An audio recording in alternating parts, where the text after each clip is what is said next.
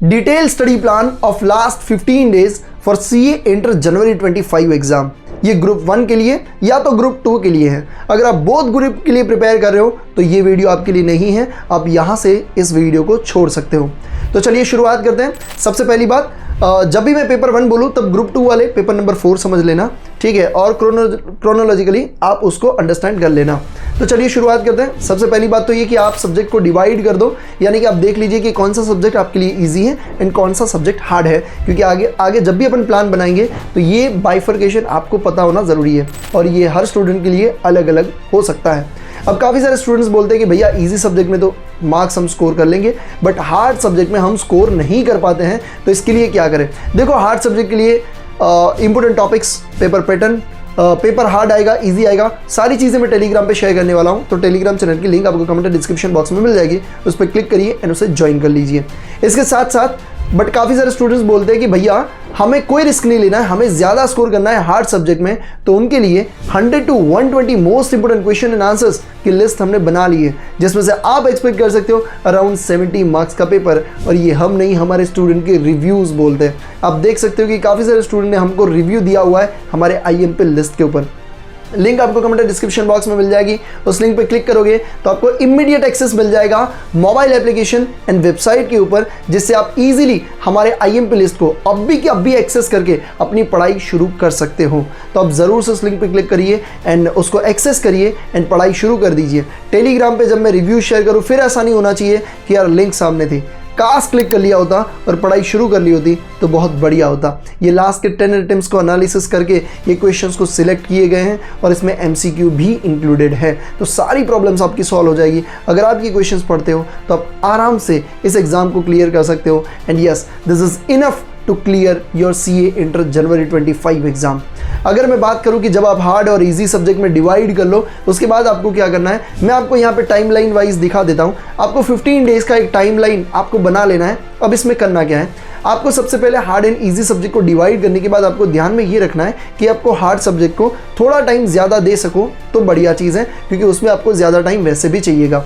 एक और चीज़, आपको यहाँ पे उल्टा चलना है। उल्टा चलने की बात यह है कि जहाँ पे भी आपकी एग्ज़ाम शुरू हो रही है वहाँ से नज़दीक में आपको पेपर नंबर 1 को प्रिपेयर करना है, उसके थोड़ा आगे आपको पेपर नंबर 2 एंड उसके बाद में मतलब अब भी जो टाइम है वहाँ पे आपको पेपर नंबर 3 से शुरुआत करनी है। शुरुआत पेपर 3 से होगा, फिर पेपर 2 आएगा एंड फिर पेपर 1 आएगा। इस तरीके से आपका प्रिपरेशन होना चाहिए। अब जो आपका पेपर नंबर 1 है, जो एग्ज़ाम के एग्जैक्ट कुछ दिन पहले आप टाइम देने वाले हो, 15 डिवाइड बाई 3 करके 5 डेज़ ऐसे नहीं करना है।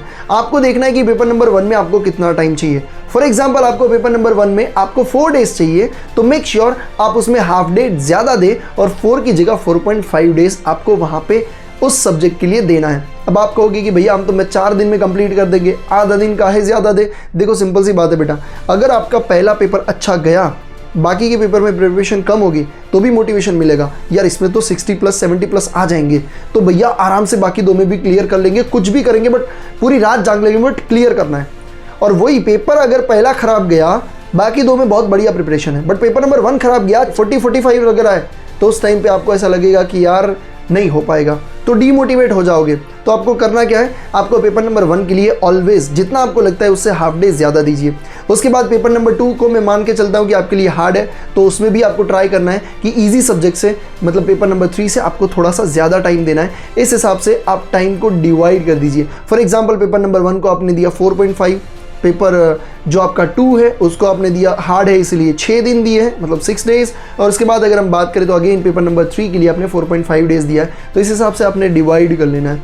डिवाइड करने के बाद आपको हर दिन का आपको टारगेट सेट करना है कि जितने भी आपने डेज़ दिए, 4 डेज़, 4.5 डेज़ या 6 डेज़, तो उसमें डे वाइज आपका टारगेट आपको पता होना चाहिए कि आपको क्या क्या चीज़ें कंप्लीट करना है। ट्राई करिए कि मॉर्निंग का जो शेड्यूल हो, मतलब जो भी आपका शेड्यूल है उसमें मॉर्निंग में आपको वही पार्ट रखना है जो आपके लिए हार्ड है, जो बहुत डिफिकल्ट है, बहुत लेंदी चैप्टर्स है, वो आप मॉर्निंग में रखिए। मॉर्निंग में आप फ्रेश होते हो, कॉन्सेंट्रेशन हाई होता है, तो वैसे चैप्टर अपन इजीली कंप्लीट कर सकते हैं। तो ये चीज़ आपको ध्यान में रखना है कि 15 डेज को पहले डिवाइड कर लो, हार्ड एंड ईजी सब्जेक्ट को डिवाइड करने के बाद आपको 15 डेज में अपने सब्जेक्ट को डिवाइड कर देना है।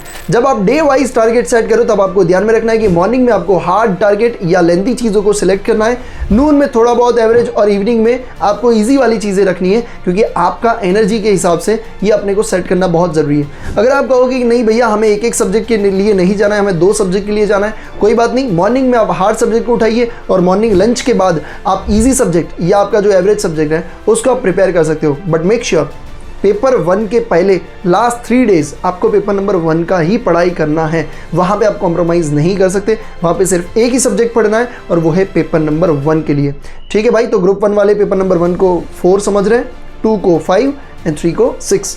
तो आई होप ये चीज़ आपको ध्यान में रख के इस तरीके से आपको प्रिपरेशन करना है, इसी तरीके से आपको शेड्यूल बनाना है and 100 to 120 most important question and answers की लिस्ट कमेंट आपके सामने है, उस पर क्लिक करिए, लिंक पर क्लिक करके इमीडिएट एक्सेस पाइए।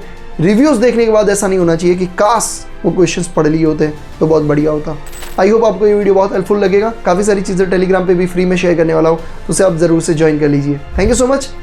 जय हिंद।